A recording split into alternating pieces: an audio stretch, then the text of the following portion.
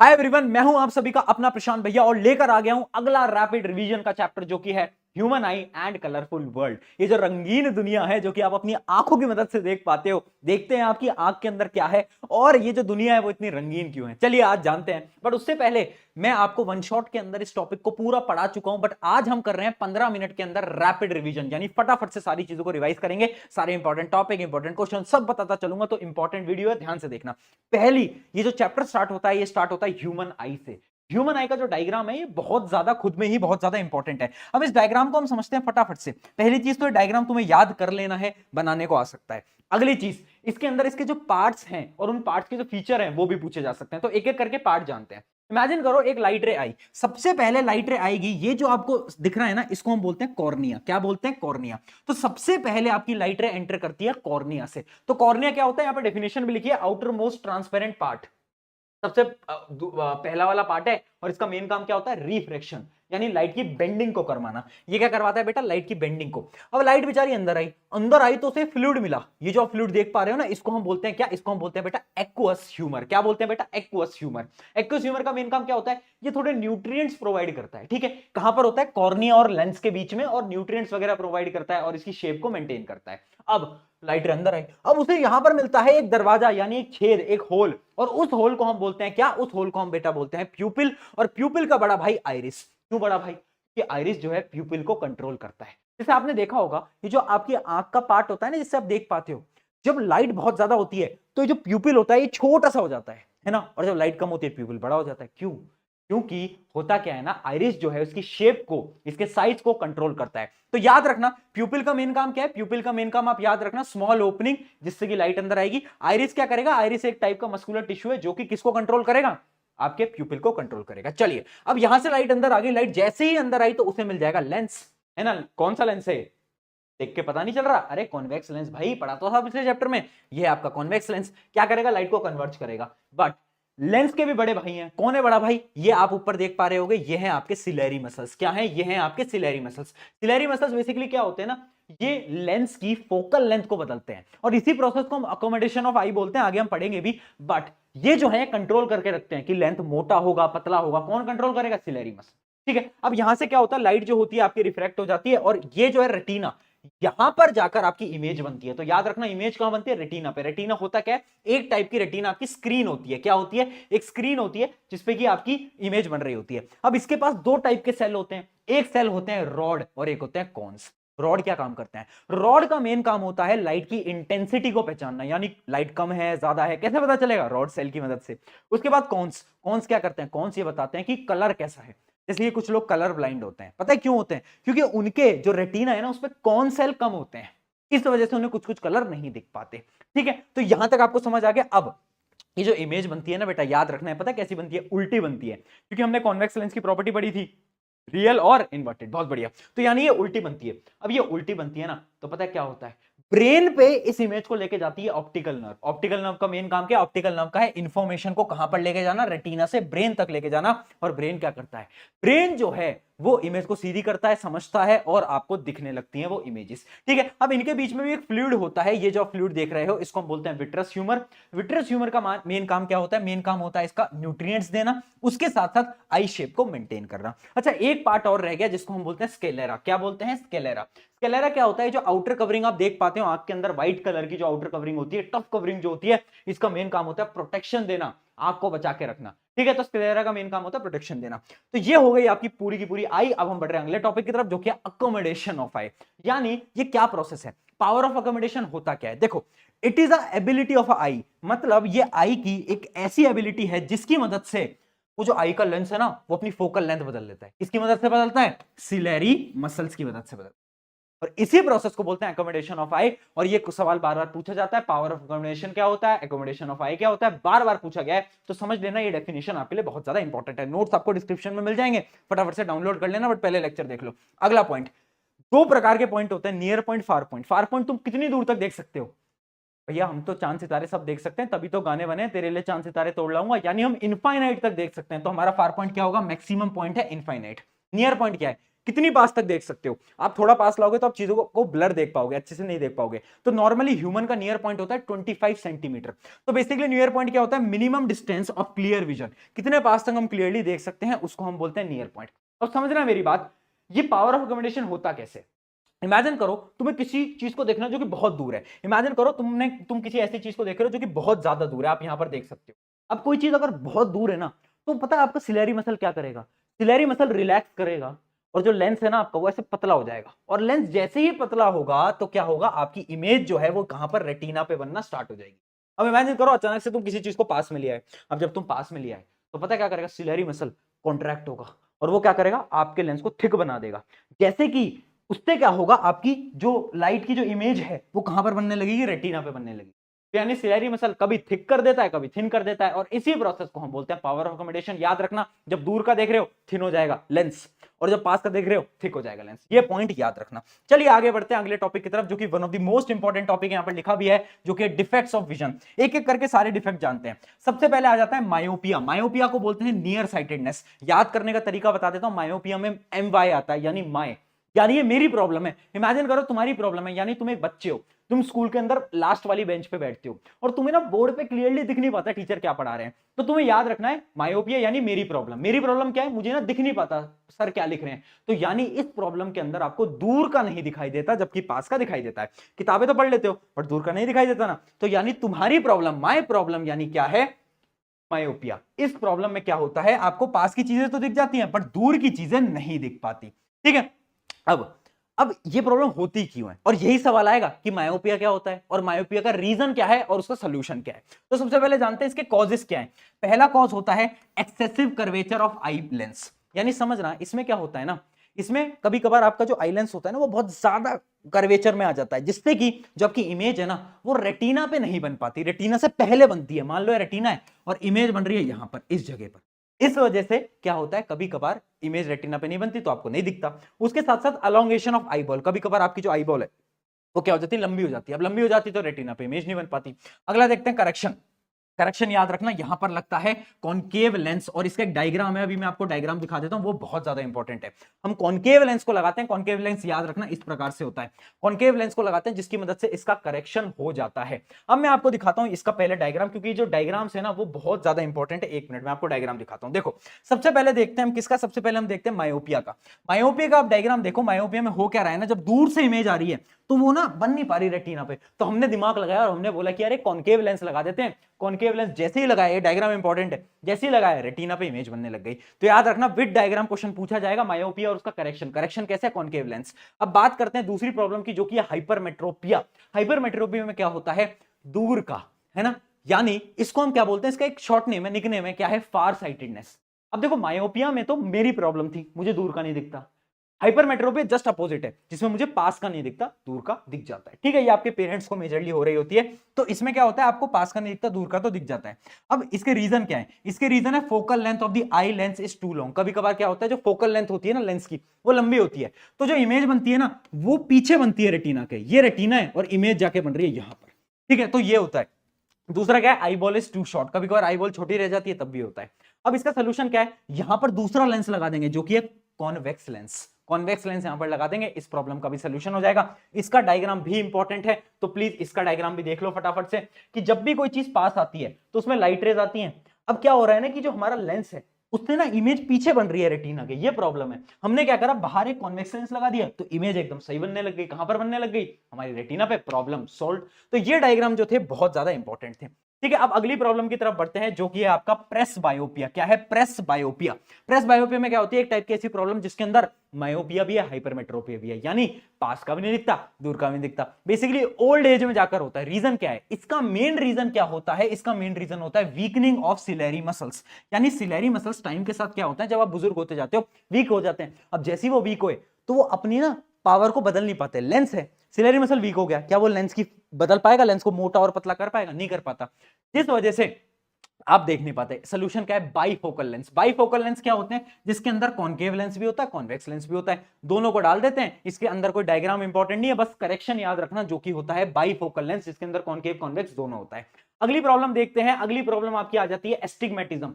Astigmatism में क्या होता है, आपको हॉरिजॉन्टल और वर्टिकल लाइंस एक तरीके से नहीं दिख पाती, यानी cannot focus on both horizontal and vertical lines. उस प्रॉब्लम को हम बोलते हैं एस्टिग्मेटिज्म। इसका सोल्यूशन क्या है, इसका सोल्यूशन होता है सिलेंड्रिकल लेंसेज। कुछ ऐसे लेंसेज आते हैं जिनकी मदद से आप चीजों पे कंसंट्रेट कर पाते हो। अच्छा, इसके अलावा एक प्रॉब्लम और बच गई, जिसको हम बोलते हैं क्या, जिसको हम बोलते हैं बेटा कैटरेक्ट।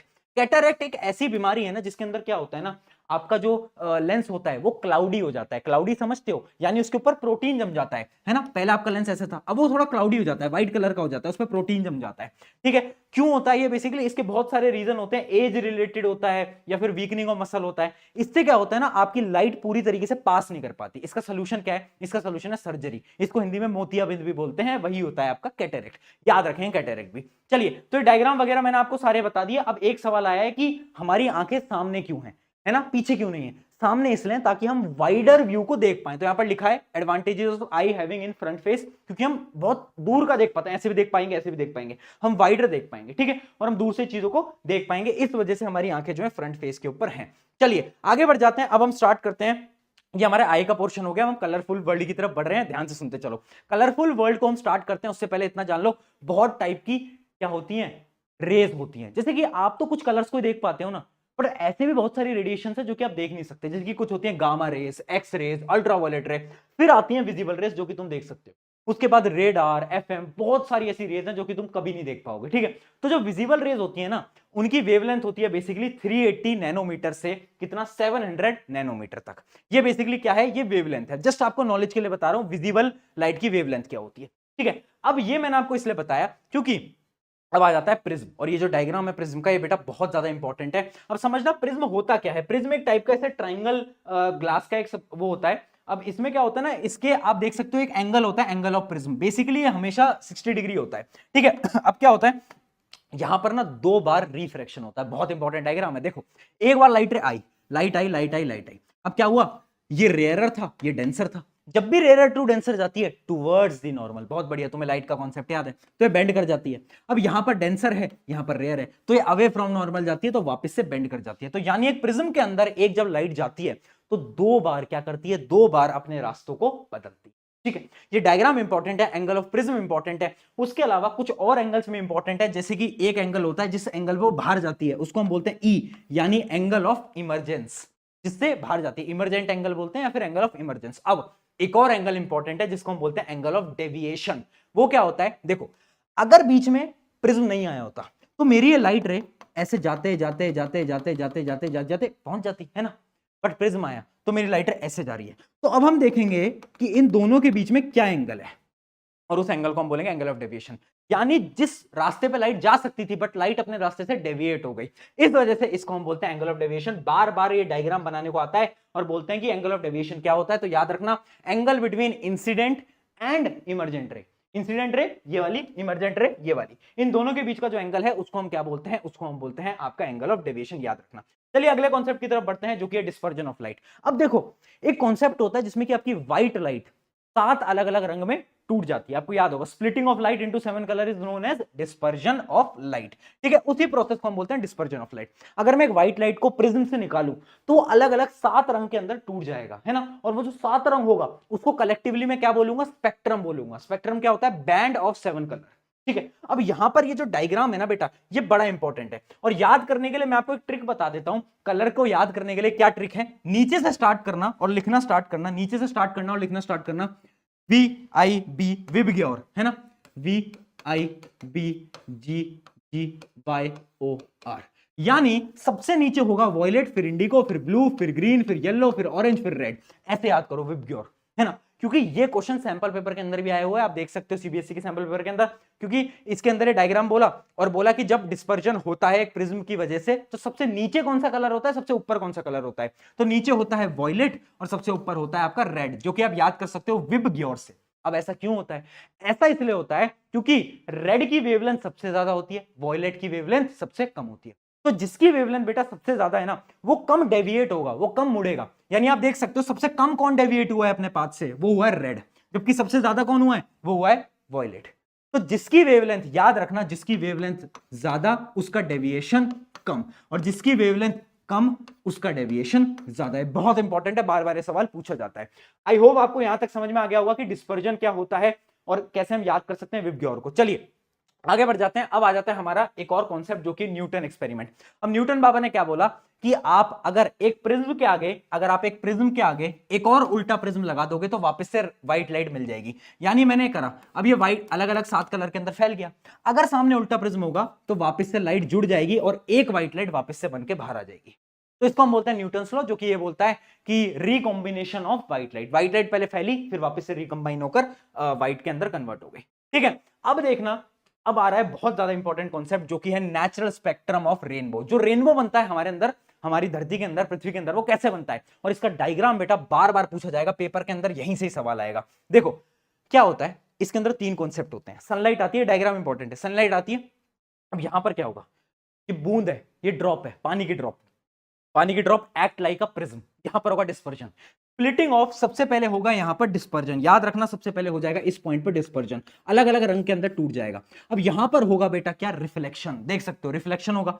अब यहां पर रिफ्लेक्शन होगा और यहां पर होगा रिफ्रैक्शन, क्या होगा, रिफ्रैक्शन, याद रखना है ना। यहां पर हुआ डिस्पर्जन, इसके बाद क्या हुआ, रिफ्लेक्शन, फिर हुआ रिफ्रैक्शन, ये इंपॉर्टेंट है। ठीक है, तो आप देख सकते हो सनलाइट आई, पहले अलग अलग रंग में बट गई, फिर वो रिफ्लेक्ट करती है, फिर क्या करती है, फिर वो रिफ्रैक्ट करती है, और इस वजह से आपको रेनबो जो है वो दिख पाता है। अब इसको आप अपनी भाषा के अंदर समझा सकते हो कि एक ड्रॉपलेट होती है, व्हाइट लाइट आती है, वो डिस्पर्स करती है 7 रंग के अंदर, फिर रेन ड्रॉपलेट के अंदर रिफ्लेक्ट करती है और वापस आती है और फिर रिफ्रैक्ट करती है और आपको रेनबो देखने को मिल सकता है। तो पूरे के पूरे यहां पर लिखा भी हुआ है। और याद रखना रेनबो कब फॉर्म होता है, जब आपके इन्वायरमेंट के अंदर पानी की वाटर ड्रॉपलेट्स हों, है ना, सस्पेंडेड वाटर ड्रॉपलेट्स हों, अगर वो नहीं होगा तो रेनबो नहीं बनेगा।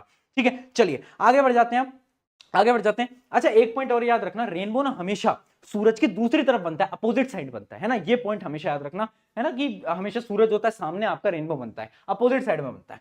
अब देखते हैं एटमॉस्फेरिक रिफ्रैक्शन क्या होता है। देखो रिफ्रैक्शन बेसिकली आपको पता है बेंडिंग ऑफ लाइट है ना। अब क्या होता है ना, जब एक लाइट रे आती है ना, कहां से, दूसरे ब्रह्मांड से आ रही है ना, गैलेक्सी से आ रही है, स्पेस से आती है एक लाइट, तो बीच में क्या होता है, जैसे अर्थ के अंदर एंट्री होती है तो अर्थ के अंदर बहुत सारे क्या हैं, पार्टिकल्स हैं। उन पार्टिकल्स की वजह से क्या होता है, लाइट बेंड करने लगती है, बेंड करने लगती है, क्योंकि आपको बताया था रिफ्रैक्शन क्यों होता है, जब आपके पार्टिकल्स, जो आपका जो इन्वायरमेंट होता है वो बदलने लगता है, जैसे एयर टू ग्लास। सिमिलरली जब बहुत सारे चीजें आने लगती हैं बीच में तो लाइट जो होती है वो बेंड करने लगती है, और उसी प्रोसेस को हम बोलते हैं एटमॉस्फेरिक रिफ्रैक्शन, याद रखना। और इसके कुछ एग्जांपल्स हैं, जैसे कि स्टार क्यों ट्विंकल करता है, ट्विंकल ट्विंकल लिटिल स्टार बोलते हैं ना, क्यों, क्योंकि इसका रीजन ये है स्टार बहुत ज्यादा दूर है, तो स्टार में से जो लाइट आती है उसमें एटमॉस्फेरिक रिफ्रैक्शन होता है, जिस वजह से हमें ऐसा लगता है कि स्टार जो है वो क्या कर रहा है, स्टार ट्विंकल कर रहा है। उसके अलावा एक्चुअली में जो स्टार आपको लगता है ना, स्टार मतलब देखो इमेजिन करो स्टार यहां पर है, स्टार एक्चुअली में यहां पर है, बट स्टार की लाइट रिफ्रैक्ट होकर आपको यहां तक पहुंच रही है, तो आपको लगता है कि स्टार ऊपर है, यानी जो स्टार आपको दिखता है ना, एक्चुअली में वहां पर स्टार नहीं है, स्टार उससे नीचे है। और ये भी किसकी वजह से, एटमॉस्फेरिक रिफ्रैक्शन की वजह से, है ना। उसके अलावा और भी कॉन्सेप्ट है कि डिले सनराइज, डिले सनसेट, यानी आप जब सूरज देख पाते हो ना, जब सनराइज हो रहा होता है, आप सूरज उगने से 2 मिनट पहले ही देख लेते हो। कैसे देख लेते हो, सूरज नीचे होता है पर सूरज की लाइट जो होती है वो रिफ्लेक्ट होकर आप तक पहुंच जाती है, बट आपको लगता है कि जो है सूरज वो उग चुका है। सेम केस होता है किसके अंदर, जब आपका सूरज डूब रहा होता है। तो ये हो गया आपका delayed sunset and delayed sunrise का कॉन्सेप्ट। ठीक है, अब एक सवाल आ जाता है कि जो प्लेनेट होते हैं वो ट्विंकल ट्विंकल क्यों नहीं करते, क्योंकि देखो पहली चीज जो होती है ना, प्लैनेट्स जो है ना आपके, वो हमसे उतना दूर नहीं है। ठीक है, तो इसका क्या है, प्लैनेट्स आर क्लोजर, जबकि जो आपका जो स्टार है वो बहुत दूर है, तो जिस वजह से रिफ्रैक्शन बहुत ज्यादा होता है, जबकि प्लैनेट्स जो है वो क्लोजर है, जिसकी वजह से क्या होता है, यहां पर रिफ्रैक्शन, एटमॉस्फेरिक रिफ्रैक्शन उतना नहीं होता। अगला और आखिरी कॉन्सेप्ट इस चैप्टर का आ जाता है scattering of light. Scattering of light क्या बोलती है, जब एक लाइट आती है और छोटे छोटे पार्टिकल होते हैं ना, तो लाइट जो है ना अलग अलग डायरेक्शन में क्या करती है, स्कैटर कर जाती है, टूट जाती है। जैसे इमेजिन करो एक लाइट रे आ रही है, अब यहां पर बहुत सारे छोटे छोटे पार्टिकल हैं, इसकी वजह से अलग अलग डायरेक्शन में क्या कर जाएगी, आपकी जो लाइट रे है वो टूट जाएगी, फैल जाएगी, है ना। और इसी प्रोसेस को हम बोलते हैं स्कैटरिंग।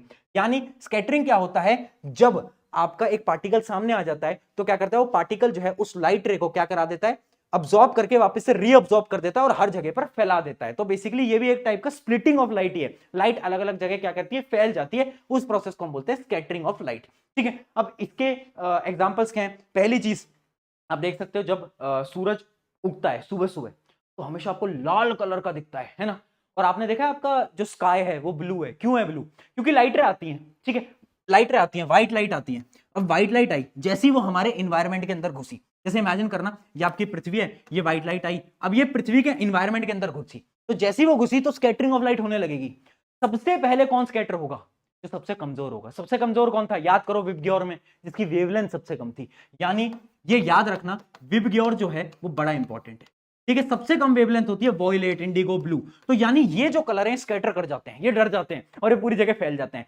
इस वजह से आपका जो स्काई है वो पूरा आपको ब्लू कलर का दिखता है, ठीक है, ब्लू कलर का। बट जब सनराइज या सनसेट होता है तो स्काई कैसा दिखता है? रेड कलर का दिखता है। क्यों? क्योंकि जब सनराइज या सनसेट होता है तो आपका सूरज जहां होता है तो लाइट को बहुत दूर तक ट्रेवल करके आना होता है ना, बहुत दूर तक। अब यहां पर ब्लू कलर तो पहले ही स्कैटर हो गया, ब्लू के बाद बारी आती है किसकी? ग्रीन, येलो, फिर बच जाता है रेड। तो इस वजह से रेड यहां पर आकर क्या हो जाता है? स्कैटर होना स्टार्ट करता है। इस वजह से आपको दिखता है कि आपका जो स्काई है वो रेड हो गया है। कब? जब सनराइज है फिर सनसेट है, ठीक है। तो ब्लू और रेड क्यों होता है ये मैंने आपको बता दिया है, ये वेरी इंपॉर्टेंट है, क्वेश्चन इसके अंदर पूछ लेता है। लास्ट कॉन्सेप्ट आ जाता है टिंडल इफेक्ट। टिंडल इफेक्ट क्या होता है बेटा? समझ लो, बेसिकली आपने देखा होगा, अगर आप एक मिक्सचर बनाओगे, है ना, कोई मिक्सचर बनाओगे, आपने 9th क्लास के अंदर एक्सपेरिमेंट भी करा होगा, उसमें से लाइट रे पास करोगे तो आपको उसमें से लाइट की जो पाथ है वो दिखने लगता है, और उसी को हम बोलते हैं टिंडल इफेक्ट। यानी light scatter when it strikes the particle in colloid. जब हम कोलाइड सोल्यूशन बनाते हैं और उसमें से हम लाइट को पास करते हैं तो लाइट के पाथ को हम देख पाते हैं, है ना। आप देख पाते होगे जब आप जंगलों में जाओगे तो उसमें से जो सूरज की जो रोशनी का पाथ है वो दिख पाता है। क्यों? क्योंकि वहां पे बहुत सारे पार्टिकल्स हैं जिनकी मदद से क्या हो रहा है? स्कैटरिंग हो रही है लाइट की, इस वजह से मुझे वो लाइट एग्जैक्टली देख पा रहा हूं मैं। और उसी प्रोसेस को बोलते हैं क्या? उसी इफेक्ट को हम बोलते हैं क्या? Tyndall effect. आई होप यहां तक ये सारी की सारी चीजें समझ आ गई होंगी। यहां पर हो जाता है आपका चैप्टर पूरा का पूरा खत्म। अब आपको एक क्वेश्चंस, दो क्वेश्चंस हैं, कमेंट में बताना है। पहला है ये, आप फटाफट से देखो आंसर दो, और दूसरा जो आपका क्वेश्चन है वो है ये, which phenomena is responsible for twinkling of light. बताओ किसकी वजह से twinkle twinkle little star. Take care, love you all. अगला चैप्टर किसका चाहिए कमेंट में जरूर बताना।